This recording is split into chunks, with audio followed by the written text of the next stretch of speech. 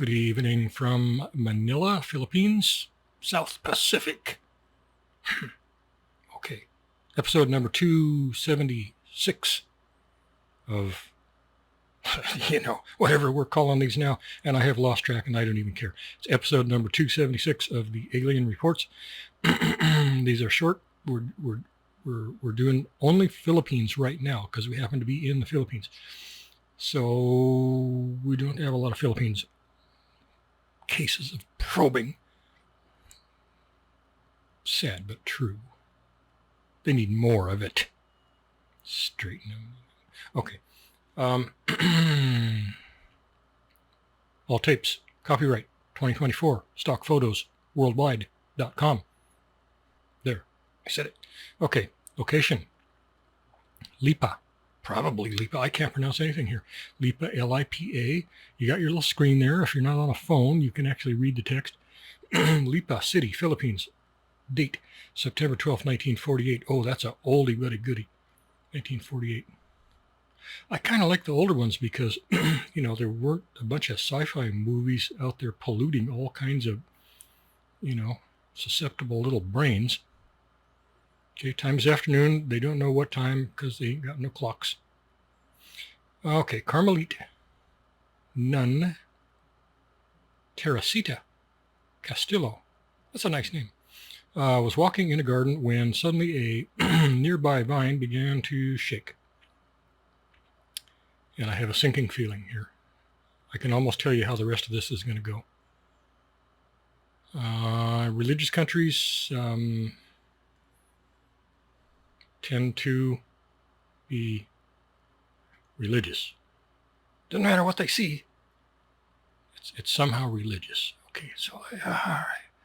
A small shining female figure then appeared and requested that she kiss the earth and return to the same spot for 15 consecutive days.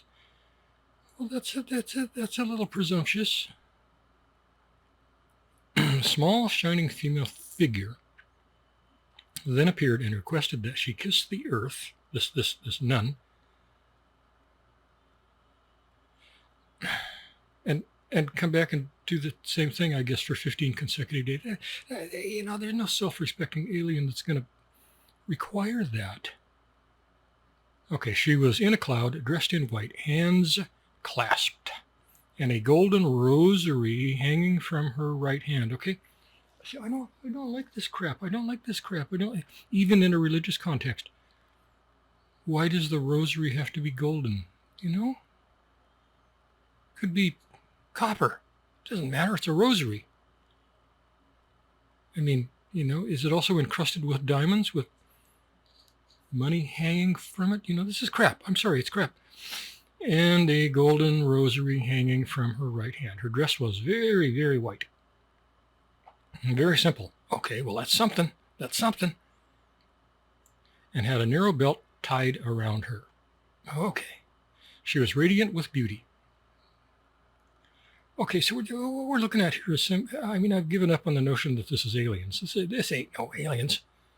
These sneak into the database. I've got a database of 9,400 cases of reported supposed probings and stuff like that by aliens from outer space. Okay, and these other cases sneak in there because we got to look at all of this stuff. So this ain't aliens, but she was radiant with beauty. Okay, why? So this is some kind of a Marion vision. Somebody thinks they see something. Why does it have to be radiant with beauty? Why can't it be ugly? All lives matter, okay? Why are angels always beautiful? It doesn't make any sense to me. They can be ugly. It's not outside. The outside that matters. It's the heart and the... shit. Okay. She requested that the vine be blessed and that a statue be placed at the site of the apparition. Who requested that? I guess this form. Okay, and there's a comment down here. It says, of course, interpreted as a Marion vision. What did we say? Yeah, it's bullshit. It's some... No, No, no, we're not going to rate this. We're not going to. Okay. Holy crap. Okay, what else we got here? Manila, Philippines. Date, May 10th, 1951. Time is evening on a sultry... Oh. I remember this one. This one is not a cold read, but I read it long ago, but I have a sense of where it's going to go. So we're gonna do it. Okay, whatever. On a sultry May evening, the Manila police patrols were expecting trouble.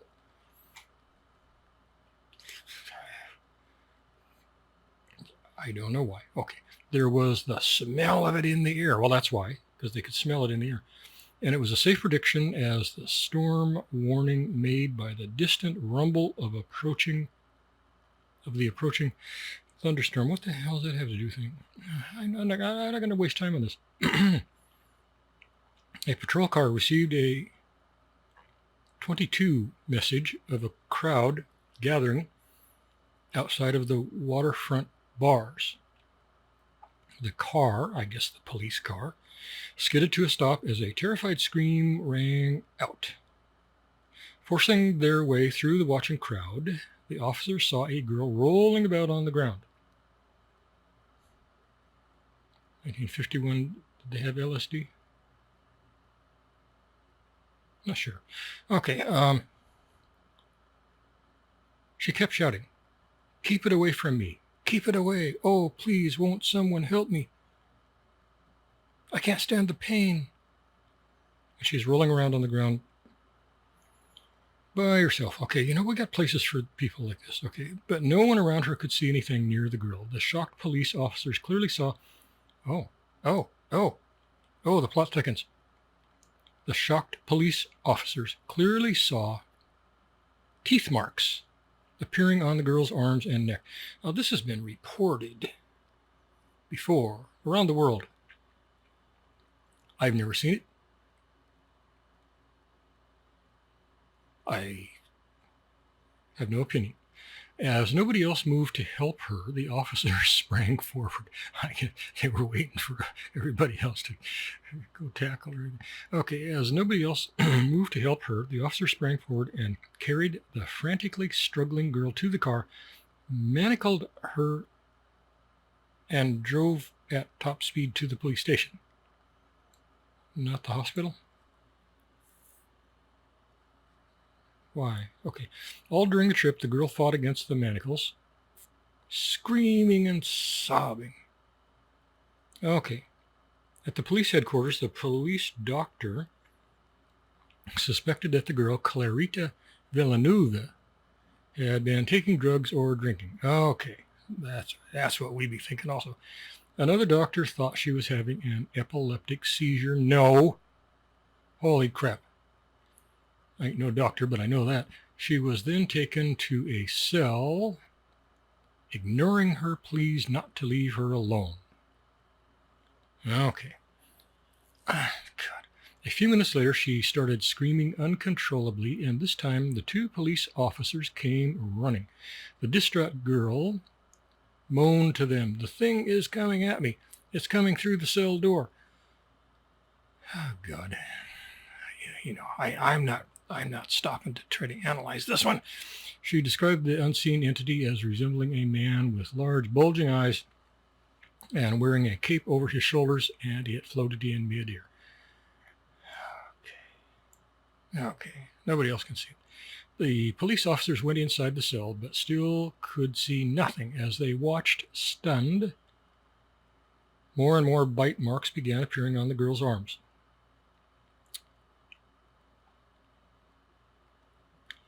They summoned the doctor and chief of police. The doctor determined that the bite marks were not self-inflicted. Okay. Eventually, the exhausted girl fell asleep. Okay, I guess so when you fall asleep, it can't get you anymore, because nothing else happened after she fell asleep.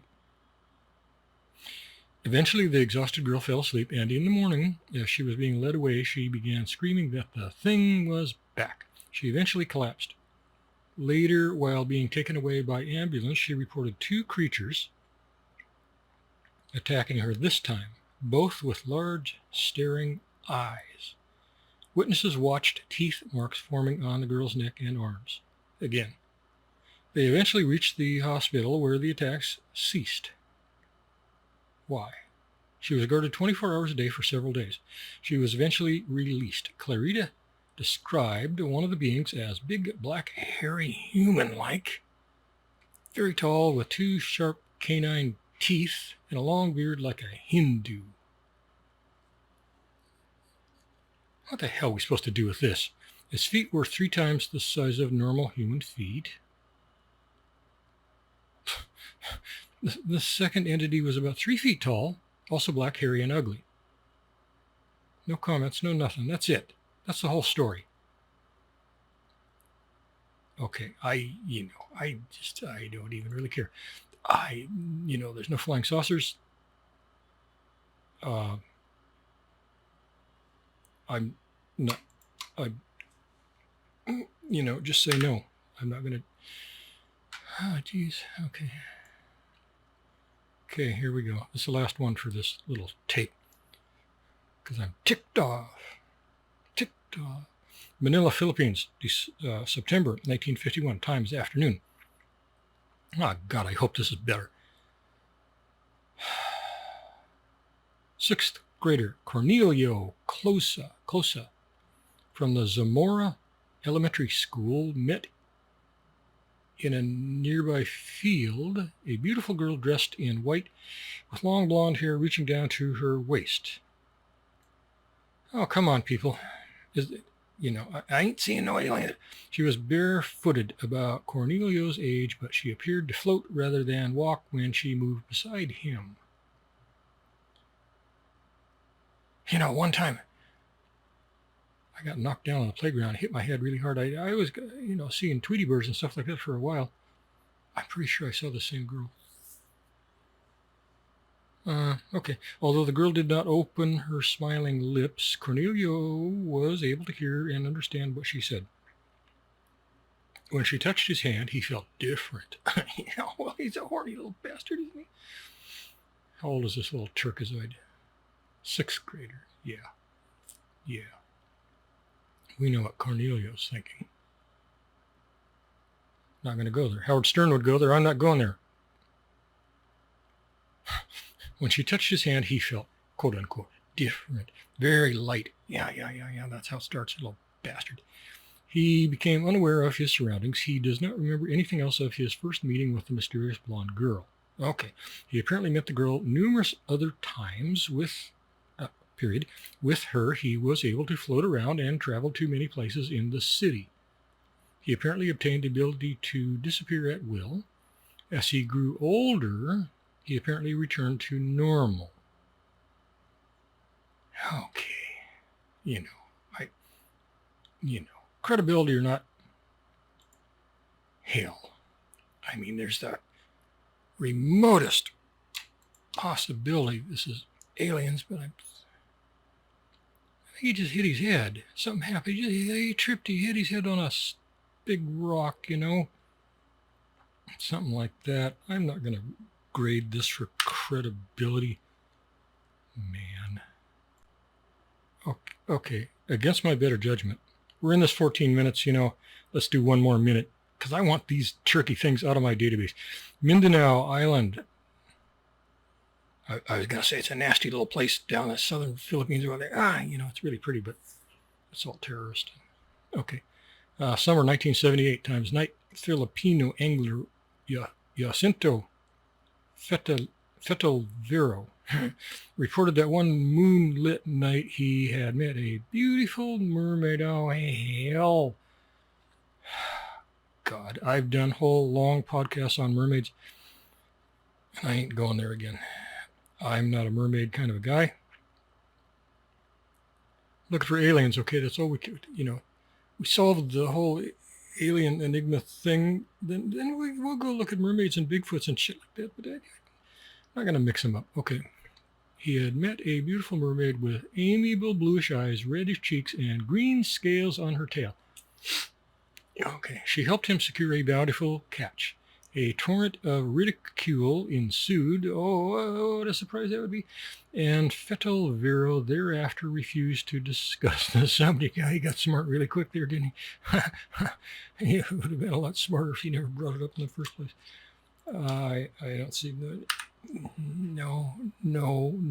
Okay, that's it. We got skunked. Sometimes it happens. You know? I can't go through these and cherry pick the very best ones, because I don't know what people might think is interesting or not, you know? Maybe you only care about Marion Visions. I don't, but maybe you do. So we got to cover all the stupid shit that comes into this database. So, but as far as I'm concerned, we got skunked because we didn't see no aliens tonight. Oh, good. Okay. Well, anyway, we'll be done. 16 minutes. That's it. That's enough. I can't do any more Marion Vision crap, stupid shit. Here's another one. I'm not going to do it. There's a vampire in it. No, we're not going there. Okay. Thank you very much, and good evening, and oh God, good night.